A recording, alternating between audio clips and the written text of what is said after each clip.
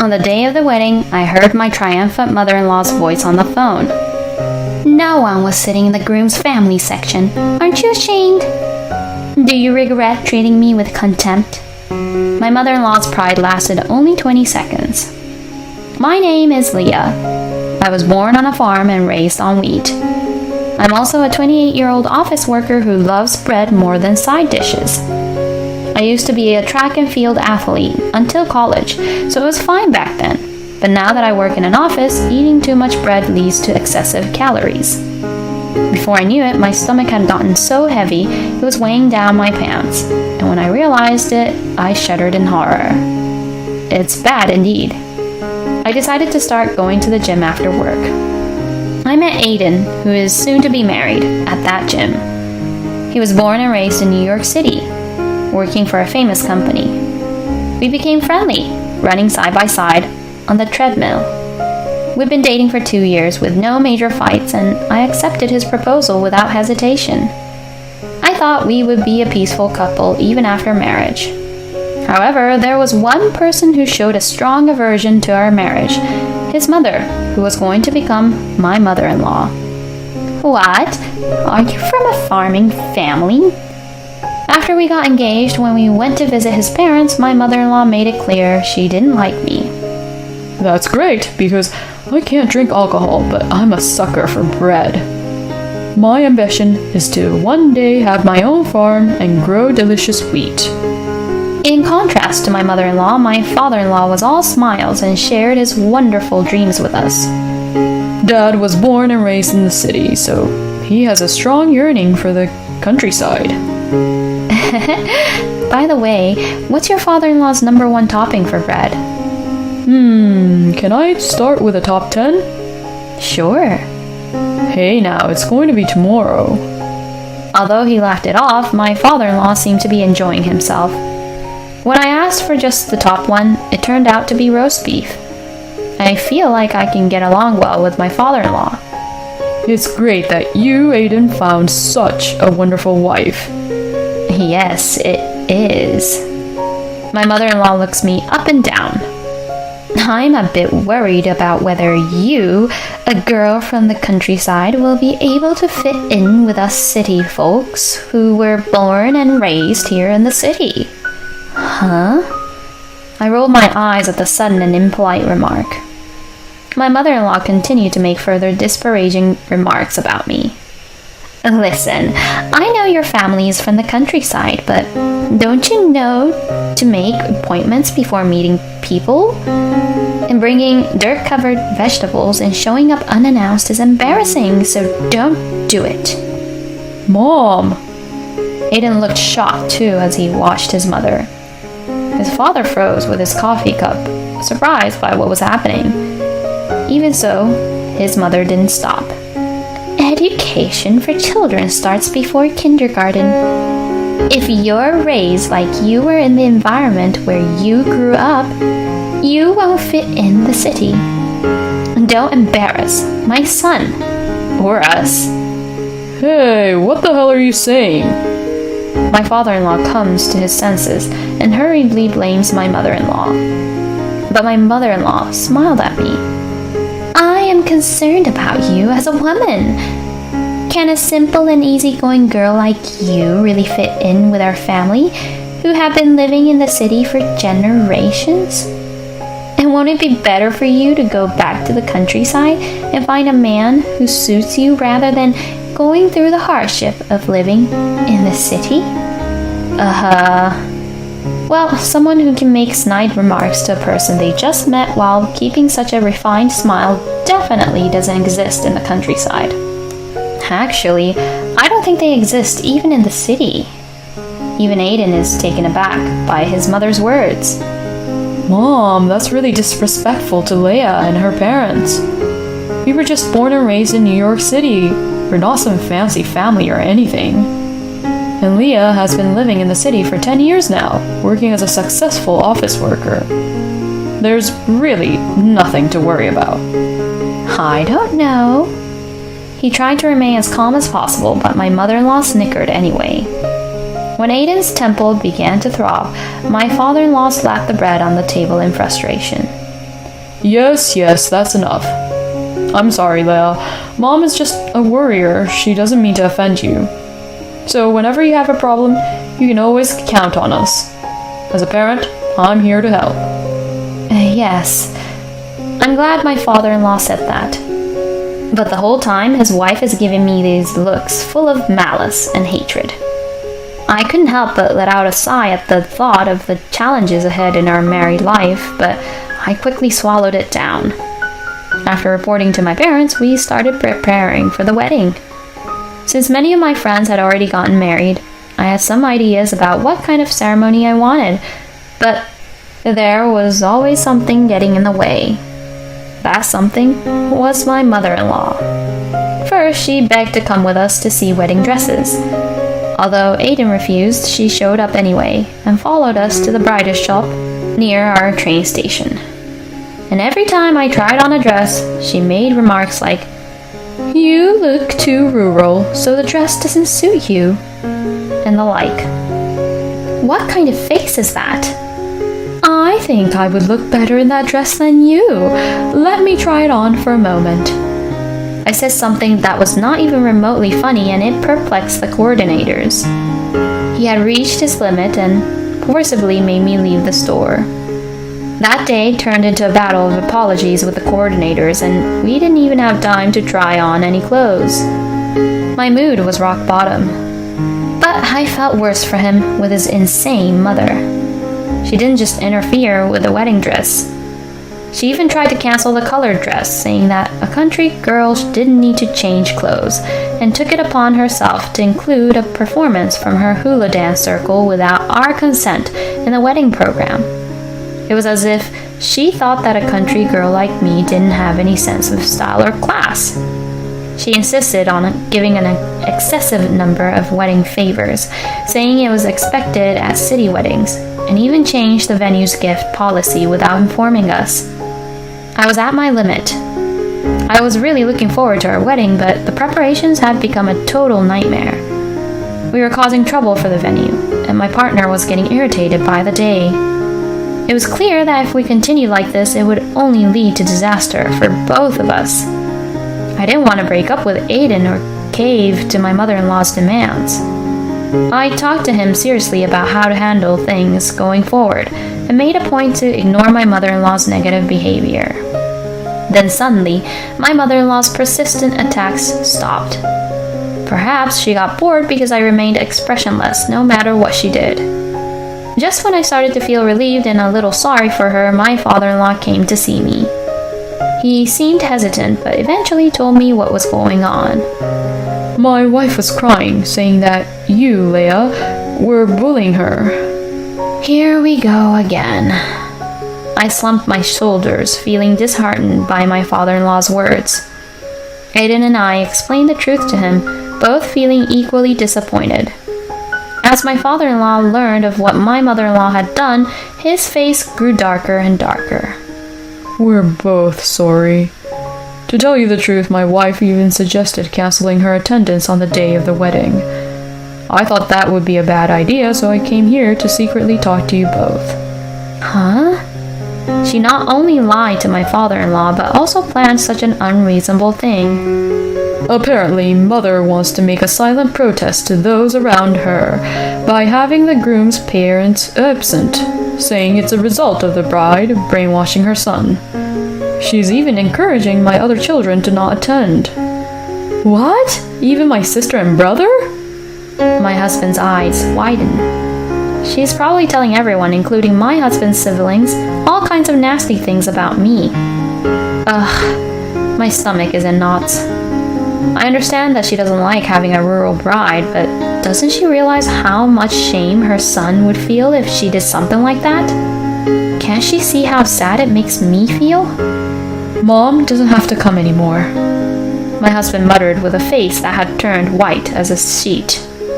If she wants to be absent, she can. Forcing her to attend won't do any good. I should protect Leia. Aiden. My eyes began to well up at Aiden's words. As our emotions were on display, our father-in-law looked away. I couldn't let go of the desire to believe in the wife I've been with for so many years. But I also want to support you both, Aiden and Leia, from the bottom of my heart. Father-in-law, how could my mother-in-law be so twisted with two such wonderful people? I honestly want to take Aiden's suggestion and ban my mother-in-law, but that would leave a lingering sense of unease in my father-in-law's heart. After much deliberation, we decided to execute a plan. If this doesn't work, then there's no hope for my mother-in-law. It was late November, with the golden maple trees lining the streets on our wedding day. When we entered the dressing room for our family gathering, my mother-in-law was nowhere to be seen. My father-in-law shook his head quietly, and it seemed our plan had failed. Though my father-in-law looked sad, he also seemed relieved that my mother-in-law didn't show up. I felt bad for him, but I was also relieved that she didn't come. My father awkwardly led me down the aisle like a robot. Friends smiled and blessed us, a typical scene at a happy wedding. Nothing was strange, except for the absence of the groom's mother. In the end, the ceremony proceeded without her presence. In the bridal room after the reception, I checked my phone and saw a missed call. It was from my mother-in-law. I brought in the person waiting outside and dialed the number again. The call connected immediately, and my mother-in-law answered excitedly and started speaking in a hurried manner.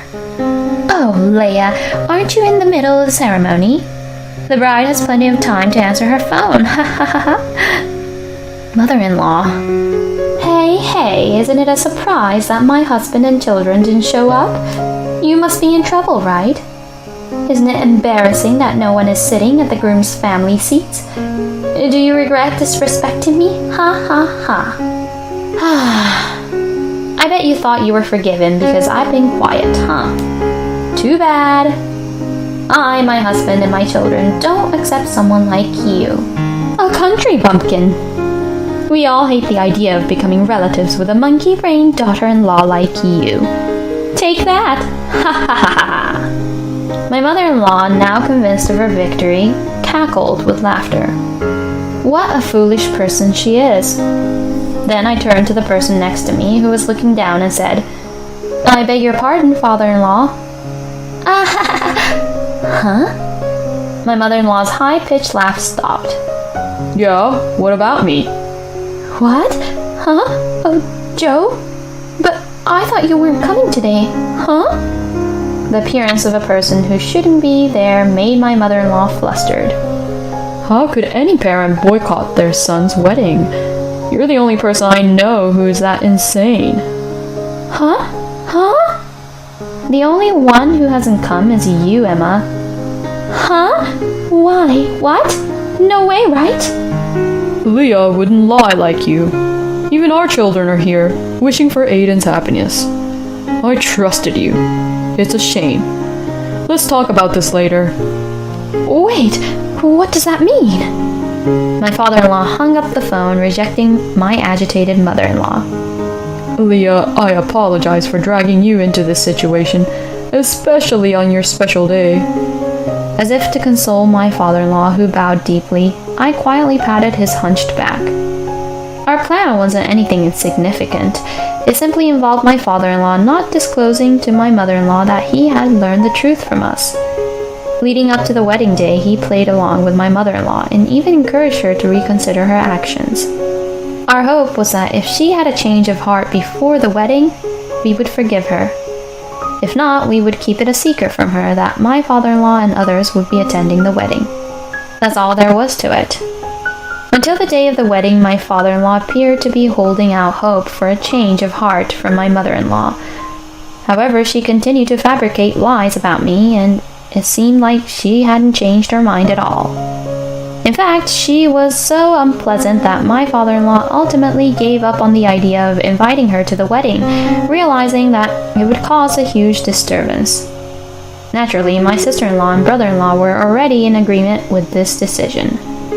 The wedding reception proceeded without any major issues, in the absence of my mother-in-law, and the atmosphere was warm and pleasant. I smiled as I saw off the guests and returned to the waiting room with my husband. Suddenly, my mother-in-law appeared with an angry expression, charging down the hallway with its bright red carpet. Excuse me, Leah. Oh, hello, Madame Boycott. What? That's terrible, Mom. My comment and her son's words caught my mother-in-law off guard, causing her to falter. But she quickly regained her composure and clung to her husband's tuxedo. No, Aiden, that's not it. I just want you to be happy. Enough already, Mom. My father-in-law appeared, hearing my mother-in-law scream. Behind him, my sister-in-law and brother-in-law were also peeking in. Joe, why are you taking her side? I explained to you what she's done to me, didn't I? We checked with Aiden and the others, and it seems like it's your fault. How could you? It's terrible. Just terrible.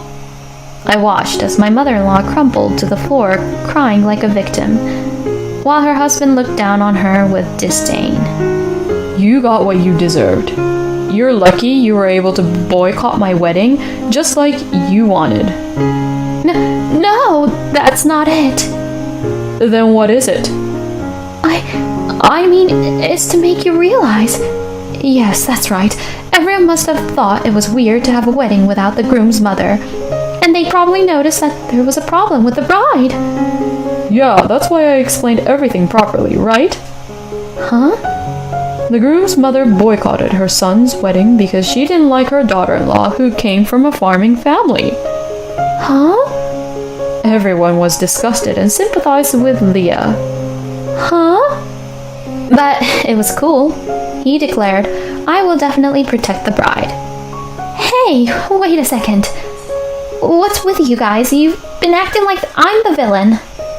My husband sighed exasperatedly while watching my panicked mother-in-law. Anyone who sees it will say that Mom is the villain, right?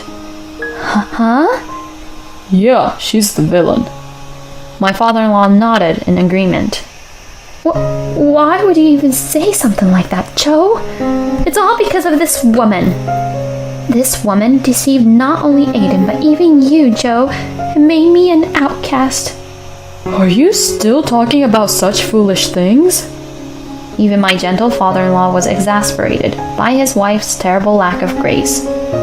Even so, my mother-in-law looked around searching for an ally, and when she found my sister-in-law, she lit up immediately.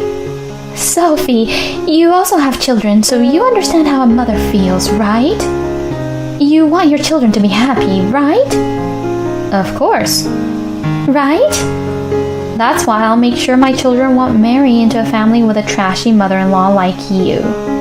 Huh? My mother-in-law's eyes widened in shock at the sarcasm of her expressionless daughter-in-law. When I get married, I won't tell my mom right away. I don't want to risk her getting upset if my bride runs away. Although my brother-in-law had a light tone, his eyes were clearly filled with contempt. Henry, what are you saying? I'm your mother. Your mother, right? Yeah, I'm disappointed that my mom, who I've looked up to for so long, is the kind of person she is. Seriously, apologize to Leah already. The family members cornered my mother-in-law. Ugh. My mother-in-law finally seemed to realize that she was alone. She didn't have any more comebacks, so she just looked around nervously, blinking rapidly and opening and closing her mouth like a fish out of water. When my father-in-law reached out to take his pitiable wife home, she started to flail around wildly, shaking him off. No! I didn't do anything wrong! Hey! I didn't do anything wrong! Hey, calm down. My mother-in-law cried like a child. She really is like a child, thinking that crying will make her be forgiven. Of course, no one finds it endearing or sympathizes with my 57-year-old mother-in-law doing something like that. In the end, my mother-in-law was mercilessly grabbed by both arms by my father-in-law and brother-in-law and dragged away. Is that what they call city manners? My husband gave me a dry laugh as I inadvertently made a sarcastic remark. Afterward, my father-in-law and mother-in-law lived separately. Of course, my mother-in-law was reluctant, but her mother, who learned of her daughter's misbehavior at the wedding, tearfully took her in. It's so sad that my mother-in-law's mother, who is almost 80 years old, has to clean up after her daughter, who is approaching her 60s. What's more surprising is that my mother-in-law's birthplace is even more remote than my family's house. Apparently, her parents were transferred for work when she was in elementary school, so they moved to the city. I mean, she herself was probably running around in the mountains until she went to elementary school, claiming to be from the city, and looking down on me for being a country girl. She was a good wife and mother until this incident, so my father-in-law gave her a grace period before divorcing her. However, judging from my completely dispassionate father-in-law's eyes, it seems difficult for them to live together again. As for my mother-in-law, who has been a full-time housewife and has no qualification, I couldn't possibly imagine her being able to live alone while working and renting a house in the city. She'll probably end up living out her remaining years in the countryside that she had looked down upon so much. It was early summer, about 6 months later. Whoa! My father-in-law fell on his back with a thud and got covered in mud in my family's cornfields. Are you okay? Nah, it's embarrassing to get help from young guys like that. My embarrassed father-in-law scratched his cheek with his muddy hand, which made his face completely black. My father and husband, who heard my father-in-law's scream, rushed over from the next field. My father said, "Oh my, the tough guy got back up." "Geez, Dad," I scolded my grinning father, but my father-in-law laughed it off. Well, I need to strengthen my legs and back more." "That's because you're a city boy, Dad." My husband's comment made all four of us burst out laughing. After the holidays had passed, my father-in-law, who loves wheat, offered to help with planting corn. Although we have a corn planting machine now, so we don't need as many people as before, there are still areas where the machine can't plant, so manual labor is still required. My father-in-law and husband handle the seedlings carefully and take on the heavy work, so my parents are also grateful for their help. As I gaze at the pastoral scenery, I savor my mother's homemade bread. The sound of the rustling corn swaying in the breeze is pleasantly soothing to the ears. What a beautiful view. I could eat 5 loaves of bread just looking at the scenery. That's sweet of you, Dad. I could eat 10 loaves. Don't compete over something like that. Both my husband and father-in-law seem to be having a good time. My parents, who are watching this, also seem happy, and it warms my heart. Getting married and connecting families, and having more people to share joy with is such a wonderful thing. My mother-in-law was a disappointing person, but I think it was really great to be able to meet my husband and become a family with my father-in-law. Eating a meal under the blue sky with my beloved family. It was simple, but it was more delicious than any luxurious dish. It was the best. Thank you for watching.